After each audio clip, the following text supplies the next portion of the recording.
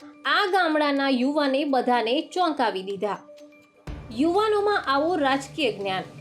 दिल्ली में केजरीवाल का घमंड टूटा, उड़ीसा में नवीन पटनायक का घमंड टूटा और छत्तीसगढ़ में भूपेश बघेल का और राजस्थान में अशोक गहलोत का घमंड टूटा।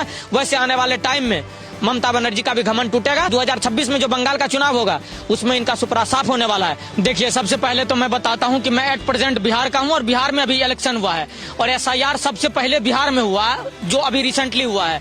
तो बिहार में एसआईआर का यह फायदा हुआ कि जो एक्चुअल वोटर थे वो तो बचे रहे, जो घुसपैठिया अवैध बांग्लादेशी रोहिंग्या थे उनका वोट अधिकार काटा गया और 65 लाख लोगों को निष्कासित किया गया। और अफसोस की बात यह है कि उस 65 लाख में से एक भी वोटर आंदोलन करने के लिए नहीं आया। इसीलिए नहीं आंदोलन करने के लिए, वो सारे फर्जी थे। तो जैसे जैसे एसआईआर का प्रोसेस से देश में बढ़ेगा वैसे वैसे बांग्लादेशी घुसपैठियों के वोटर अधिकार को छीना जाएगा और वैसे वैसे देश में वामपंथी विचारधारा जो इस देश पे कायम और कब्जा करना चाहता है, ऐसे लोगों का ना सत्ता नहीं आएगा। आपको अभी लालू तेजस्वी या महागठबंधन का जो एक ठगबंधन के नाम से गठबंधन बना, वो 25 सीट पे सिमट गया। किसी का 6 सीट आ रहा है, उसका 6 विधायक भी ऐसा है कि वो कभी भी किसी गाड़ी पे बैठ करके जा सकता है बीजेपी के पास। तो जो चीजें एसआईआर कर रही है, आज एसआईआर अगर बिहार में हुई है तो विपक्ष वालों का सुपरा साफ हो गया बिहार से। कल पश्चिम बंगाल में एसआईआर होगी तो मैं निश्चित तौर पे कह सकता हूं कि ममता बनर्जी का भी सुपरा साफ होने वाला है, क्योंकि वहां पर यहाँ तो 65 लाख लोग हैं, वहां कम से कम मैं दावे के साथ कह सकता हूं कि 2 से 2.5 करोड़ लोग फर्जी वोटर वहां पर हैं, जो बांग्लादेशी रोहिंग्या घुसपैठिए हैं, जिनको सीएए से दिक्कत है, जिनको एनआरसी से दिक्कत है, जिनको एनपीआर से दिक्कत है, जो सरकारी राशन पे तो पल रहे हैं लेकिन सरकार को गाली दे रहे हैं। ऐसे लोगों का अधिकार समाप्त होना चाहिए और ऐसे लोगों को सरकारी राशन, सिर्फ एसआईआर एक प्रोसेस नहीं है। एसआईआर से उनके वोट अधिकार को सिर्फ ना छीना जाए बल्कि उनके सरकारी योजनाओं से नाम कटा जाए और सारे लोगों को जब तक सरकारी लिस्टें बाहर, अब तो आपको दिखेगा भी पश्चिम बंगाल में जैसे एसआईआर का नाम भी, अभी वहां पर एसआईआर का प्रोसेस स्टार्ट भी नहीं हुआ है, लोग बॉर्डर के रास्ते भागना शुरू कर चुके हैं। इसीलिए भागना शुरू कर चुके हैं कि एसआईआर के चक्कर में अगर रुके रहे, और हम तो हैं बांग्लादेशी, तो पता चले कि एसआईआर के एक तरफ से लिस्ट आ रहा है, दूसरी तरफ से बाबा का बुलडोजर चल रहा है, तो दिक्कत हो जाएगी तब। तो ये पश्चिम बंगाल एक ऐसे मुख्यमंत्री के कब्जे में है, चंगुल में है, जहां पर महिलाओं का सम्मान नहीं है, जहां पर यह कहा जाता है कि शाम को देर रात तक महिलाएं बाहर रहती है, इसीलिए महिला का रेप होता है। आप समझिए, उस देश में ऐसे भाषाओं का प्रयोग हो रहा है जिस देश में नारी को देवी कहा जाता है। यही ममता बनर्जी की सबसे आपको दुर्भाग्य की बात समझिए कि ये ममता बनर्जी रेपिस्ट को बचाने के लिए सड़क पे उतरती है। कभी ये एसआईआर के मुद्दे पर आज सरकार के योजनाओं को फेल करती है और सरकार के विरुद्ध जाकर के आज एसआईआर का विरोध कर रही है। एसआईआर का विरोध क्यों कर रहे हैं? अगर एसआईआर में के बाद जिनका नाम उस लिस्ट से कटा हुआ होगा वो लोग प्रदर्शन क्यों नहीं करता पश्चिम बंगाल में उतर करके? वो लोग बिहार में क्यों प्रदर्शन नहीं करा? आज कम से कम 7 स्टेट में अभी जो रिसेंटली केंद्र की योजनाएं हैं कि 8 स्टेट में एसआईआर होगी, क्योंकि जहां जहां उड़ीसा लीजिए, मध्य प्रदेश लीजिए, असम लीजिए या पश्चिम बंगाल लीजिए, उत्तर प्रदेश लीजिए, इन सारे स्टेट में भी 4-5 साल के द्रव्यमान चुनाव होने वाले हैं 2-3 साल के अंतर्गत। तो जहां जहां एसआईआर होगा वहां जो एक्चुअल वोटर है, एक्चुअल नागरिक है, उनको उनका अधिकार मिलेगा, उनको मतदान का अधिकार होगा। आपको नहीं लगता ममता बनर्जी जनहित की बात कर रही है, जनता के हित की बात कर रही है, वहाँ की जो आवाम है उसके हित की बात कर रही है, लेकिन नरेंद्र मोदी और जो चुनाव आयोग वो तो सुन ही नहीं रहा। ममता बनर्जी जनहित की नहीं, बांग्लादेशी रोहिंग्याओं के हित की बात करती है। ये बांग्लादेश में के जितने रिश्तेदार हैं ये यूनुस को अपना सगा भाई बताते हैं, जिसने अभी जो है वहाँ के प्रधानमंत्री को पर सजा सुनवाया है। ये जिस तरीके से बांग्लादेश में की चीजें हो रही है, वहाँ के लोगों को ट्रक भर भर के लाई है, पश्चिम बंगाल में वोटर बना करके बैठाई है। अब इनको डर हो गया है कि अगर केंद्र वाले एसआईआर करवा देंगे यहाँ पर तो यहाँ के वोटर जो हैं ये तो हमसे नाराज हैं, यहाँ के लोग तो चाहते हैं।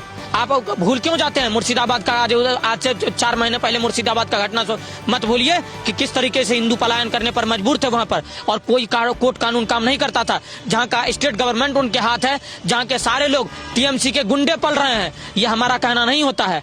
अजय राय किनके नेता हैं? टीएमसी के, कांग्रेस के नेता हैं कि नहीं है? कांग्रेस के नेताओं का मानना होता है कि पश्चिम बंगाल ममता बनर्जी के स्थिति में ऐसा ये हो गया कि यहाँ पर कांग्रेस भी प्रचार करने से पहले डरती है। अच्छा, जो बीजेपी के कुछ नेता हैं वो ये भी कहते हैं कि जो घुसपैठियां हैं वो यहाँ की जनता का हक मार रहे हैं, और आप युवा हैं तो सरकार को क्या एक्शन लेना चाहिए इन घुसपैठियों को लेकर? कैसी कार्रवाई करनी चाहिए? कैसे कड़ा एक्शन लेना चाहिए?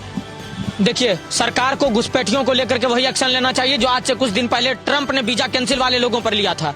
सर, यहाँ से जितने भी रोहिंग्या बांग्लादेशी का SIR से नाम कट के आता है, जो इस देश के मूलभूत नागरिक नहीं है और दिन रात मोदी का सरकारी राशन लेकर के मोदी को सोशल मीडिया पर गाली देने का काम करते हैं, उनको यहाँ से हाथ में हथकड़ी और पैर में जंजीर लगा करके बांग्लादेश डिपोर्ट करना चाहिए। अगर इन लोगों को डिपोर्ट नहीं किया जाएगा तो आने वाले टाइम में ये जिस तरीके से मंदिरों पर पत्थरबाजी करते हैं, ये सरकार के खिलाफ आज मोदी जी के माताजी को, देश के चुने हुए प्रधानमंत्री के माताजी को गाली देने वाले कौन है, उनका जांच करिए ना, वो खुद आपको रोहिंग्या बांग्लादेशी मिलेंगे। इस देश में हम तो कहते हैं कि सेना जवान सुरक्षित है बॉर्डर पे। आज हम कहते हैं ना कि हम इसीलिए यहाँ पर बोल पा रहे हैं, हम यहाँ पर जी पा रहे हैं, आप इंटरव्यू ले पा रहे हैं, लोग यहाँ पर सुरक्षित हैं क्योंकि सेना बॉर्डर पर है। उस सेनाओं से, उन लोगों से, उन वामपंथी विचारधारा के लोगों से हमें कौन बचाएगा जो इस देश में रहते हैं, जिसका आधार कार्ड भी इस देश का नहीं है।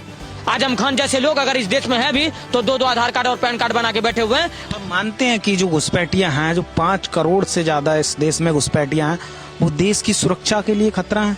डेफिनेटली घुसपैठिए ही इस देश के लिए सुरक्षा के लिए खतरा है, क्योंकि इस देश में पैदा होने वाले लोग अब्दुल हमीद और APJ अब्दुल कलाम बनते थे, जिनको सर्वधर्म का सम्मान होता था, जो गीता और सारी चीजों को फॉलो करते थे, कभी भगवान पर टीका टिप्पणी नहीं करते थे, जो तिलक भी लगाते थे, शहनाई वादक बिस्मिल्लाह खान हुआ करते थे, जो कृष्ण के मधुर मुरली गुण को गुनगुनाते थे। और आज एक मुसलमान है, ये कहता है कि हम वंदे मातरम नहीं बोलेंगे, वंदे मातरम नहीं बोलेंगे, भारत माता की जय नहीं बोलेंगे, तो ये वही घुसपैठिया बांग्लादेशी नहीं के, ये सिर्फ भारत देश के अंदर कब्जा कर नहीं रहे हैं, ये 5 करोड़ लोग देश के 15 करोड़ आबादियों को बरगलाने का काम कर रहे हैं। भारत की सुरक्षा के लिए खतरा है और भारत को अगर सुरक्षित बनना है, भारत को अगर विश्व गुरु बनना है, भारत को अगर विकासशील बनना है, तो सबसे पहले इस बांग्लादेशी घुसपैठियों पर नकेल कसरा जाना चाहिए। और वैसे प्रदेश में चुनाव, आपको डरना क्यों है? ममता बनर्जी भी तो हिंदू है, ब्राह्मण भी है, बोलने में हमको अफसोस होता है और शर्म भी आता है, तो ममता बनर्जी को तो शर्म नहीं आती है। अगर आप इस देश के नागरिक और इस देश के चुने हुए लोग आपको विधानमंडल में भेजते हैं, तो आपका यह दायित्व है कि आप इस देश के नागरिकों के लिए खड़े रहें, ना कि बांग्लादेश में यूनुस के साथ आप जाए दिन और रात बिताने के लिए। तो ऐसे लोगों पर नकेल कसा जाए, ऐसे लोगों पर कार्रवाई हो और सारे बांग्लादेशियों को बांग्लादेश भेजा जाए। देखिए, इस देश का युवा, इस देश का जनजी, जो कहा जाता है कि इस देश का युवाओं के कंधों पर जिम्मेदारी है इस देश को कहां तक लेके जाए, तो इस देश के युवाओं को पता है कि क्या करना है। ये नेपाल के जो प्रोटेस्ट को भारत के प्रोटेस्ट और बिहार के चुनाव में इम्प्लीमेंट करने का प्रयास कर रहे थे, लेकिन बिहार के लोगों ने इनको वोट के चोट से जवाब दिया है और इनके आंदोलन में कोई नहीं जा रहा है। ये तो कह रहे थे कि हम कश्मीर से लेकर के कन्याकुमारी तक भारत जोड़ो यात्रा, भारत जोड़ो न्याय यात्रा, रोजगार दो, पलायन रोको यात्रा करेंगे। और अफसोस की बात तो ये देखिए कि कश्मीर से लेकर कन्याकुमारी तक जहां जहां इन्होंने भारत जोड़ा, वहां वहां इनके पार्टियों को लोगों ने तोड़ा।